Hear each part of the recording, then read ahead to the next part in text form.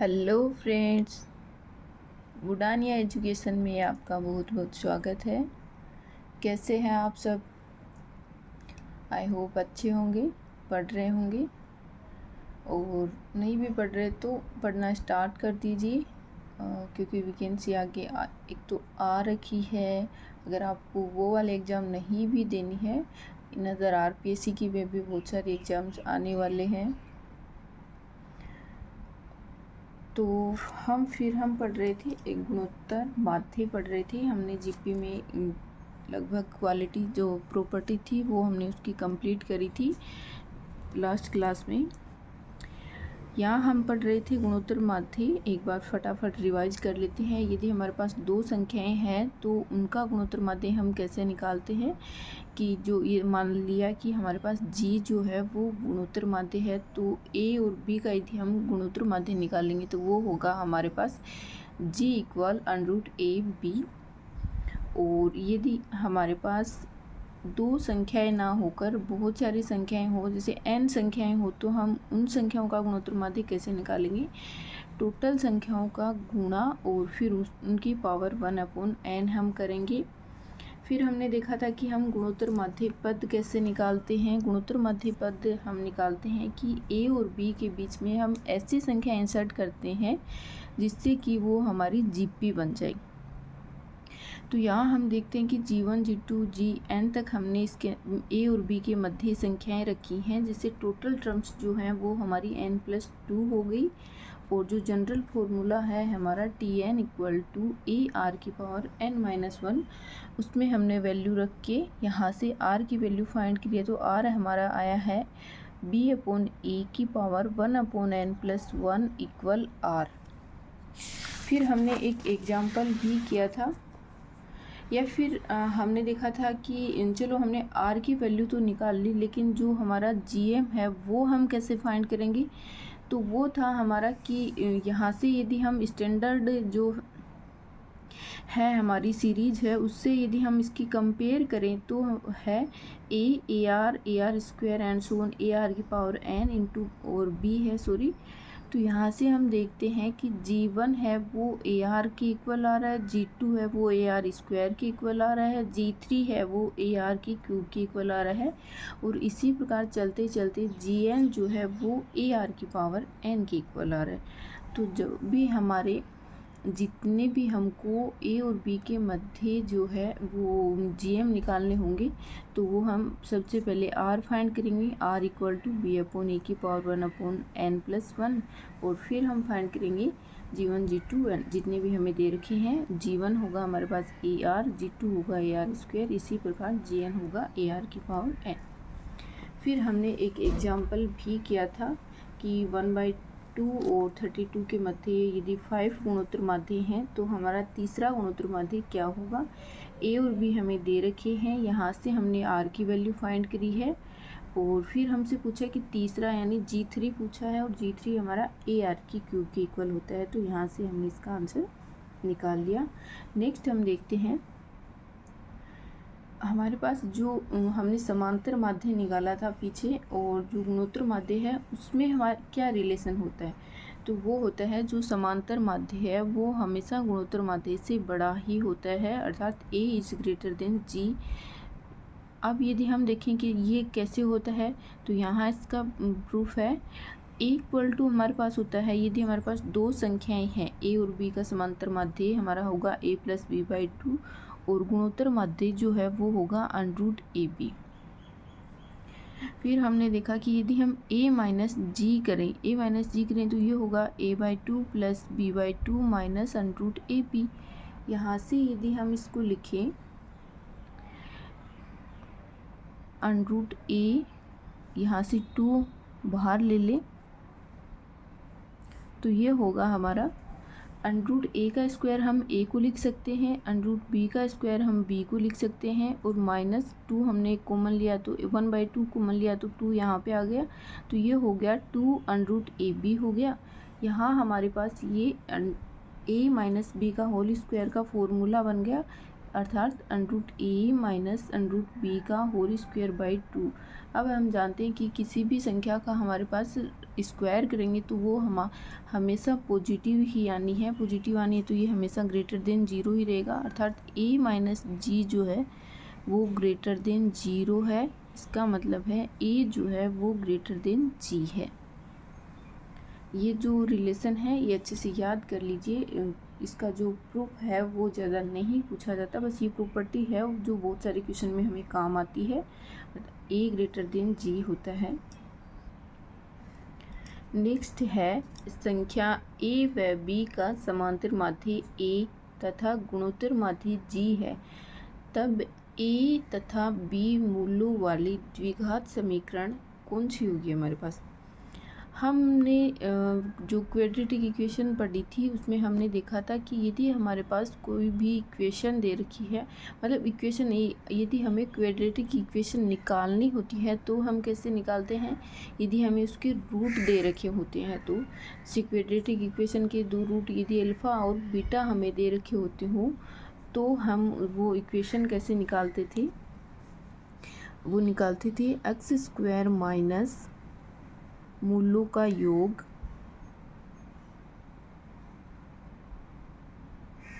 Into x plus मूलों का गुणा।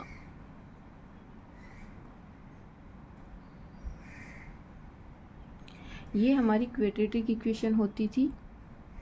X square minus मूलों का योग इंटू एक्स प्लस मूलों का गुणा इक्वल 0। जो मूल हमें दे रखे होते थे कि इस इक्वेशन के हमारे पास अल्फ़ा एंड बीटा दो रूट हमें दे रखे होते हैं, तब हमारे पास ये इक्वेशन होती थी। अर्थात हम इसको ऐसे लिख सकते थे x square minus alpha plus beta into x plus alpha into beta equal 0। ये हमने क्वाड्रेटिक इक्वेशन में पढ़ा था। यदि आपने क्लास नहीं देखी है तो पीछे प्लेलिस्ट में क्वाड्रेटिक इक्वेशन की क्लास आप जाके ज़रूर देखिएगा। तो यहाँ हमें दे रखा है कि a और b है, जो इक्वेशन हमें फाइंड करनी है उसके जो रूट हैं वो a तथा b हैं। तो इसको हम कैसे लिख सकते हैं, यदि रूट a तथा b है तो इक्वेशन क्या होगी हमारे पास, x square minus a plus b into x plus a b equal 0। X square minus a plus b x plus a b equal 0। अब हमने पीछे जो जहाँ पे ए पी हमने पढ़ी थी वहाँ हमने देखा था कि यदि हमारे पास दो संख्याएं हैं a तथा b हैं तो उनका जो समांतर माध्य है वो हमारा होता है a प्लस बी बाई 2 होता है, और जो दो संख्याओं का गुणोत्तर माध्य है वो होता है g इक्वल टू √ab होता है।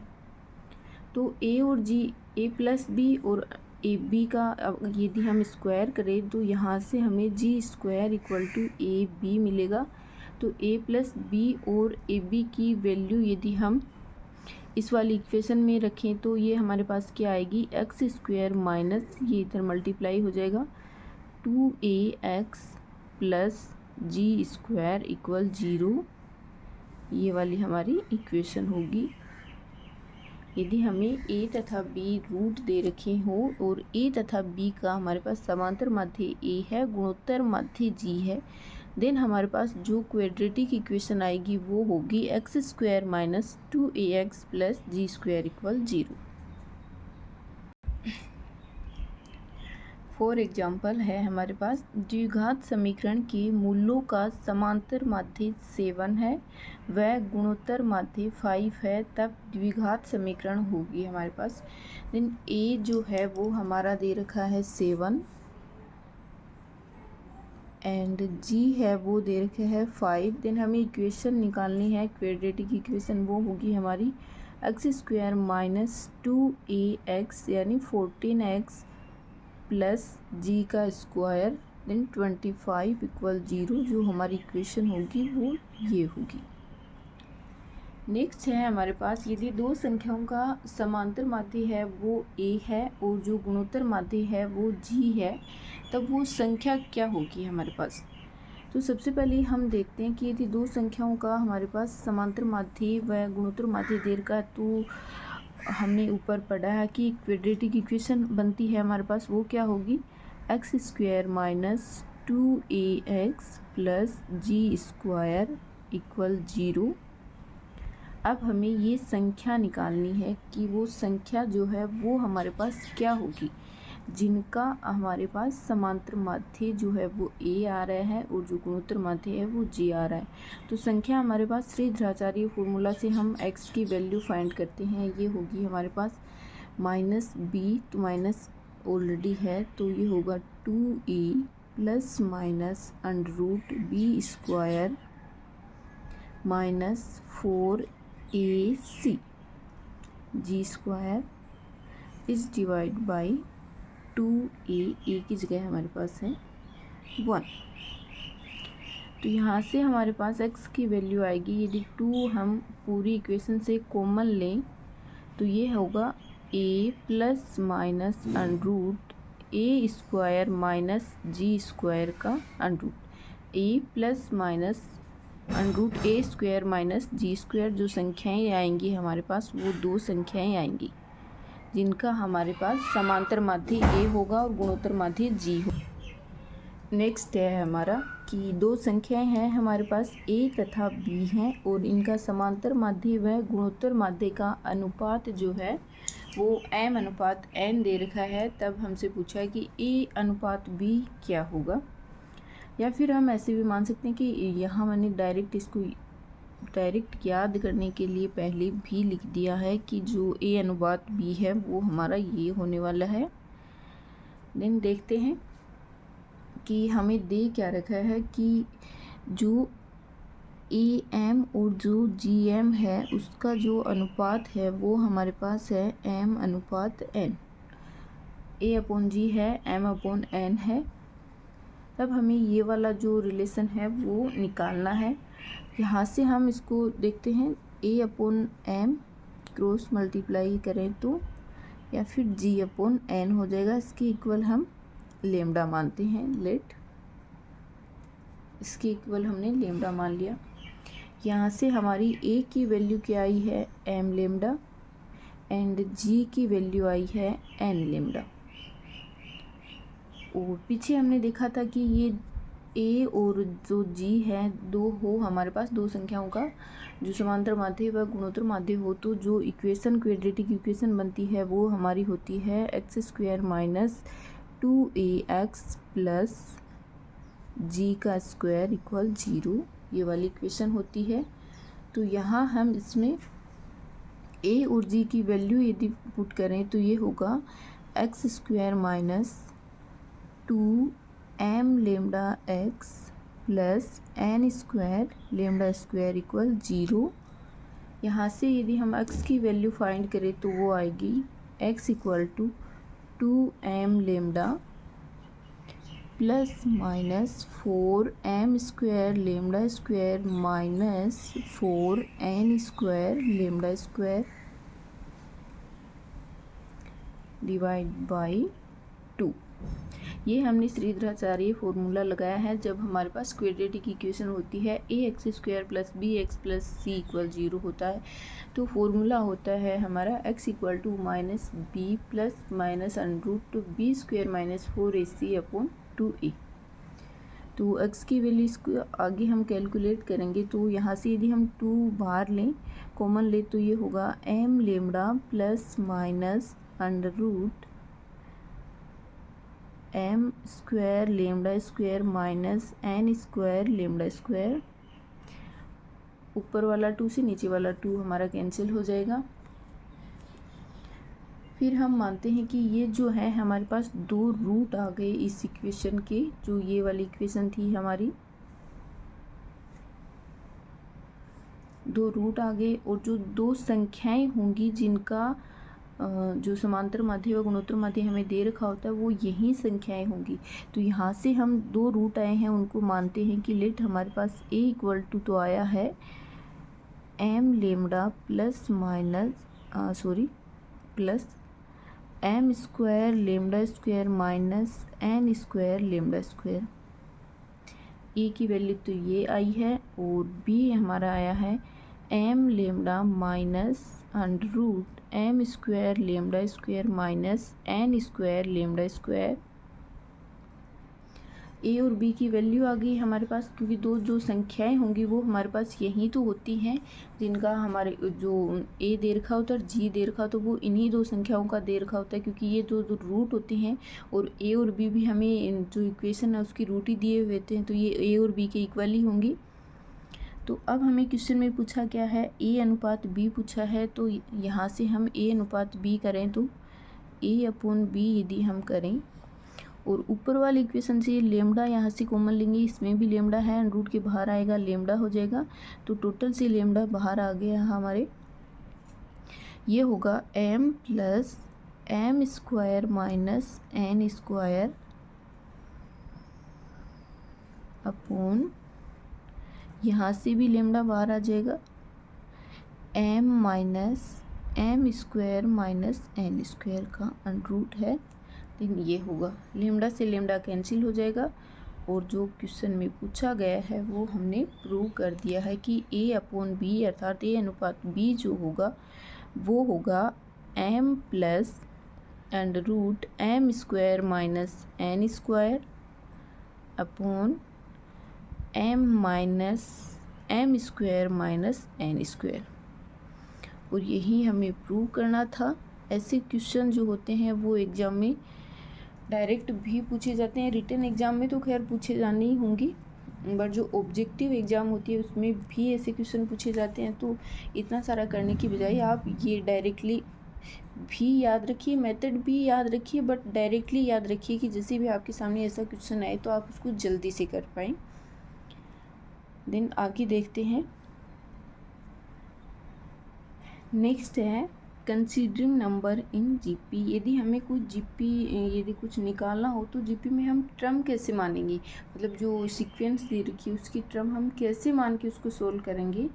तो यहाँ हमें यदि दो टर्म माननी हो, दो संख्याएं माननी हो तो हम मानेंगे ए अपॉन आर ए आर। तीन संख्याएं यदि हमें माननी हो तो हम मानेंगे ए अपॉन आर ए आर, और चार संख्याएं यदि हमें माननी हो तो ये हमारी होंगी ए अपॉन आर की cube a upon r a r की क्यूब।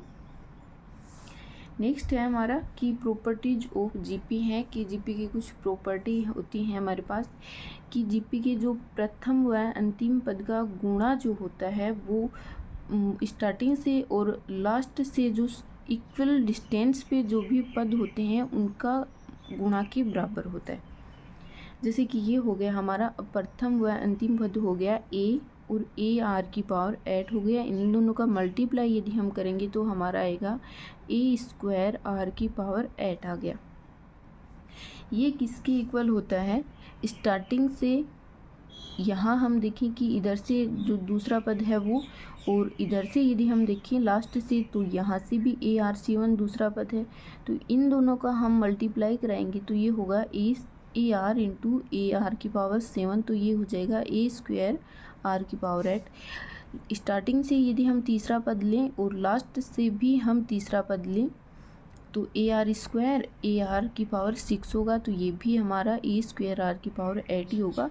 तो ऐसे ही हम यदि मल्टीप्लाई करते जाएंगे जो स्टार्टिंग से और लास्ट से जो भी इक्वल डिस्टेंस पे जो भी टर्म होगी उनका जो मल्टीप्लाई है वो इक्वल होगा हमारा फर्स्ट एंड लास्ट टर्म के इक्वल होगा। आई होप आपको समझ आया होगा और क्वेश्चन जब करेंगे दिन अच्छे से हम समझ लेंगे। नेक्स्ट है हमारा, यदि हमारे पास A1 A2 A3 and so on AN एक जीपी है हमारी, कि ये सारे हमें जीपी में दे रखे हैं और इनका जो कॉमन रेशियो है वो हमारा R है, कॉमन रेशियो है वो R1 है, B1 B2 B3 and so on BN जो है वो भी जीपी में है और इसका कॉमन रेशियो है हमारा R2 है। तो यदि हम इन दोनों सीरीज को ऐड कर दें तो ये होगा मल्टीप्लाई करके, जैसे इक्वल डिस्टेंस पे जैसे A1 है उसकी दूसरी सीरीज में B1 है, तो इन दोनों को मल्टीप्लाई करके यदि हम ऐड करें तो ये होगा A1B1 plus A2B2 plus A3B3 and so on ANBN।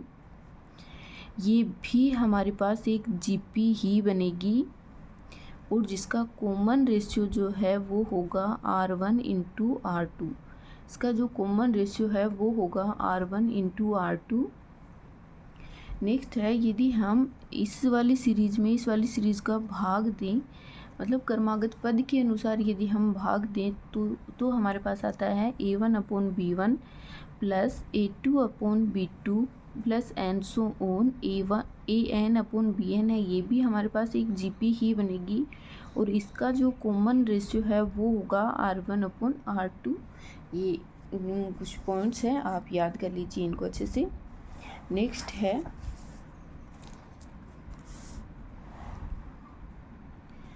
ये जो है DSSB 2014 में भी पूछा गया है और इस पे बेसिस क्वेश्चन भी बहुत सारे पूछे जाते हैं। जैसे यदि हमें दे रखा होता है A1 A2 A3 है वो GP में दे रखे हैं और जहाँ पे AI है वो ग्रेटर देन 0 होगा, तो log A1 log A2 log A3 and so on log AN जो होगा वो हमारे पास AP में आएगा। एक बार फिर से देख लो कि A1 A2 A3 and so on AN है वो GP में है, तो इनका यदि हम log ले लेंगे तो log लेके जो सीरीज़ हमारे पास आएगी वो AP में आएगी और इसका जो कन्वर्स होगा वो भी ट्रू होगा। कैसे कि log A1 log A2 log A3 यदि हमारे पास AP में है तो A1 A2 A3 है वो हमारा GP में होगा। जैसे कि हम देखते हैं जो A1 A2 A3 को यदि हम स्टैंडर्ड फॉर्म में लिखें AR square and so on, ये हमारे पास एक GP में है। फिर इस पे हम log लें तो log A log AR log AR square ये हमारा AP में होगा। यहाँ से देखते हैं हम, ये log A है, सेकेंड टर्म है हमारी log AR। तो log की प्रॉपर्टी होती है कि दो संख्याएं यदि मल्टीप्लाई में है तो हम उनको प्लस में लिख सकते हैं, तो यहाँ हमने लिखा log A plus log R। Third है हमारा log AR स्क्वायर, तो इसको हम लिखेंगे log A plus log R square. जो पावर है वो पहले आ जाती है तो 2 log R हो जाएगा। फिर एंड सो इसी प्रकार हम चलते जाएंगे तो log AR की पावर n जो होगा उसको हम ऐसे लिखेंगे log A plus n log R, अर्थात जो log R एक हमारे पास पर्टिकुलर नंबर है, ये हर एक पहले वाली टर्म में जुड़ा है तब हमारे पास सेकेंड टर्म आई है, सेकेंड टर्म में ऐड फिर से ऐड होगा तब हमारे पास थर्ड टर्म आएगी, थर्ड टर्म में ऐड करेंगे तब हमारे पास फोर्थ आएगी एंड सो ये ऐसे चलता जाएगा। तो ये जो ऐड करने पर हमारे पास एक स्पेसिफिक श्रेणी जो बनती है वो हमारी AP होती है और जो ऐड हम स्पेशल नंबर जो ऐड करते हैं वो हमारा कॉमन डिफरेंस होता है, अर्थात उसको हम D से रिप्रेजेंट करते हैं। तो यहाँ पे हम देखते हैं कि जो D है वो log R है, इसका मतलब ये जो सीरीज़ हमारी log वाली आई है वो हमारे पास AP में है। आई होप आपको अच्छे से समझ आया होगा। इस पे बेस्ड हम कुछ क्वेश्चन करेंगे, देन आपको और अच्छे से समझ आ जाएगा। देन क्वेश्चन की और आप प्रैक्टिस करते जाएंगे तो और अच्छे से याद हो जाएगा। और फिर भी यदि समझ नहीं आ रहा तो एक बार आप पीछे जाके फिर से देखिए कि जहाँ से आपको समझ नहीं आ रहा आप एक बार उसको फिर से सुनने का ट्राई कीजिए, देन आप और अच्छे से समझ आ जाएगा। तो हमारी जो प्रॉपर्टीज़ जो थी GP की वो मतलब थ्योरी जो थी वो हमने कंप्लीट कर ली है। अब नेक्स्ट हम इसके जितने भी प्रैक्टिस क्वेश्चन हमसे होते हैं वो हम ट्राई करेंगे। जो नेक्स्ट क्लास होगी उसमें हम क्वेश्चन ट्राई करेंगे GP के जितने भी PYQ होंगे या फिर जो हमने प्रॉपर्टी पढ़ी है उस पर बेस्ड जो भी क्वेश्चन होंगे वो हम क्वेश्चन करेंगे नेक्स्ट क्लास में, या फिर इसी में कर दें। ज़्यादा लंबी क्लास हो जाएगी, कहीं आप बोर तो नहीं हो जाओगे। चलिए नेक्स्ट क्लास में ही करते हैं क्वेश्चन जो है। देन कल के लिए आप जो थ्योरी है GP की वो अच्छे से याद कर लीजिए, उसको अच्छे से प्रिपेयर कर लीजिए। नेक्स्ट क्लास में हम सारी थ्योरी पे बेस्ड एक साथ ही क्वेश्चन करेंगे GP के। तो आई होप आपको यदि थ्योरी याद होगी, फॉर्मूला याद होंगे तो आप उसको अच्छे से क्वेश्चन को कर पाएंगे। और क्लास कैसी लगी कमेंट करके ज़रूर बताइए। वीडियो अच्छी लगी हो तो लाइक कीजिए, शेयर कीजिए, सब्सक्राइब कीजिए। यहाँ तक बने रहने के लिए थैंक यू। मिलते हैं नेक्स्ट क्लास में, तब तक के लिए राम राम।